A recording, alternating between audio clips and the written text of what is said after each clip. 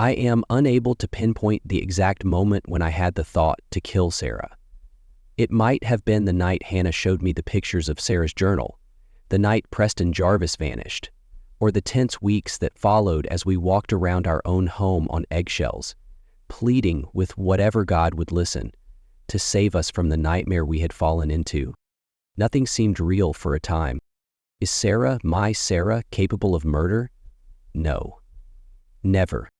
However, she had. In the hallway were pictures of her from school, grinning broadly at us against a backdrop of a painted forest. Seeing her beautiful eyes, I would walk by them and wonder if I really thought that young girl was capable of the crimes we accused her of. It just wasn't feasible. However, it was. For weeks, the thought remained in the back of my mind, festering like an infected boil, until it abruptly exploded, releasing its contents throughout my entire being. I detested myself for thinking it, and for letting the thoughts into my head in such a blatant manner, but I detested myself much more for not seeing an alternative. No court, no psychologist, and no correctional officer could hold her. The only thing Sarah needed to do was to want to be allowed to behave as she pleased. There could be a chance to reason with her if we could give her the right amount of a medication that would inhibit these powers, but if we did it incorrectly, it would result in the deaths of all those involved as well as innumerable others. Removing Sarah from the board was the only way to guarantee everyone's safety. She was too strong and too insane to lead a contented, healthy life. Regardless of how much we loved her, she had always been a nuisance in the community, and we had been repeatedly shown for 13 years that the rest of the world would shun her, fear her, and despise her. Maybe she would be better off with that fate too. Told myself that lie to go asleep, even though I knew it wasn't true. I believe a part of me wanted Hannah to despise me for bringing up this idea. I wanted her to tell me how terrible I was for even bringing up the idea, and to slap me across the face. But she wouldn't make me feel that way. I had pretended that I wanted a romantic evening away at the house when I took her out to supper, but Hannah called me out after we had placed our meal orders. With a tone of worry and fear in her voice, she questioned, "What is it?" I scowled. She said, a little harsher than I believe she meant, "Don't give me that look. Didn't you get us out of the home so we could discuss Sarah? Has anything else occurred?" I shook my head, saying, No, not at all like that." A drink of her water was taken. "But isn't it something about Sarah?" After taking a moment to gather myself and finish half of my glass of ice water, I shared my idea with Hannah. I thought my heart would burst from my chest and land on the plate of Alfredo I had ordered. Hannah was silent for a long time. I made an effort to consume my food, although it didn't seem particularly appealing at the time. Her voice was hushed, low, and brimming with remorse when she did speak. "I believe you're correct." I couldn't decide whether to laugh or cry. The two counterbalanced each other, and I chose to sit there stoically instead. "What? Have you heard me?" Hannah inquired. Her eyes were filled with tears, and the corners of her mouth were quivering. Still unable to talk, I nodded. I had a burning sensation in my throat. After sitting in that restaurant for hours, we finally found our stomachs and managed to put down at least some meal. We started formulating our plan there. Since our neighbors, Tammy next door and Bob across the street, were the most likely to see or detect anything strange, the first step in the plan was to get their support. We agreed to cancel the entire project if neither Tammy nor Bob agreed to assist us, or at the very least support the narrative we would create. Before I ended out on Bob's front porch with a platter of cookies Hannah had baked, I practiced my speech thousands of times. When Bob opened the door and saw the cookies, he grinned, but his smile vanished as soon as he looked directly into my eyes. "Enter now," Bob urged. "You seem to have a topic of conversation." He showed me his two maroon recliners by leading me inside and around the corner. The scent of roses filled the house. "May I get a drink for you?" He was already pacing to the kitchen when Bob asked. I said, "Sure," well aware that Bob would still bring out 2 beers even if I had turned down his offer. Before Bob returned around the corner, I heard the tinkling of glass and the sound of the cap being taken off. After giving me a bottle, He sighed and took a seat in the nearby recliner. "Now, son, what are you thinking about?" My mouth was too dry for me to swallow. I started after taking a sip of alcohol. "Alcohol?" I said. "Sarah is not feeling well."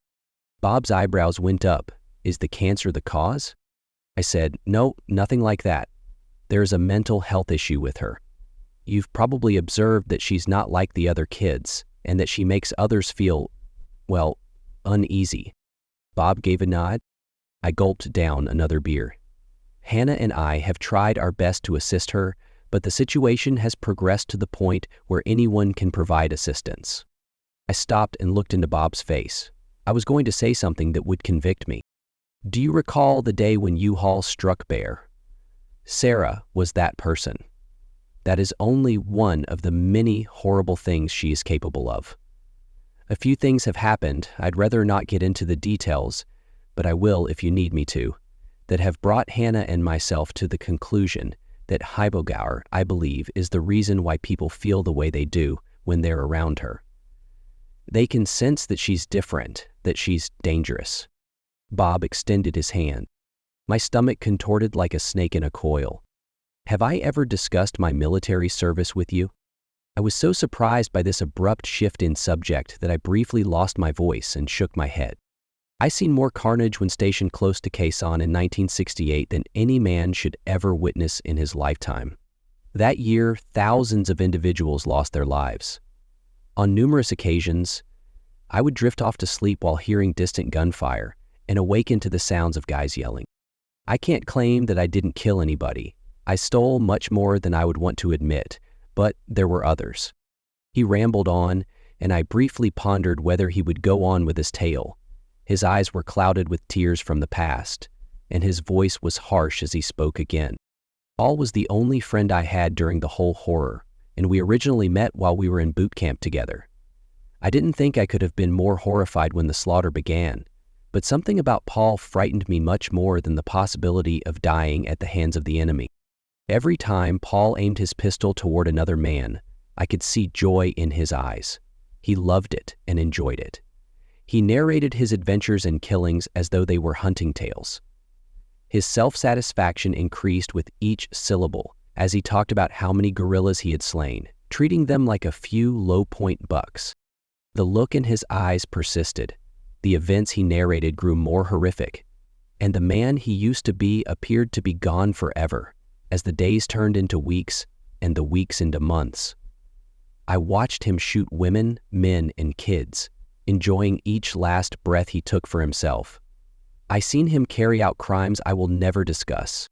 One night we received our transfer papers, and while most men would be happy and excited to finally be free of the carnage, I was horrified. Horror for anyone who would ever see my friend again, since I was certain that while the murder may have ceased for me, it had only just started for Paul. He now considered it a game, and he would keep playing.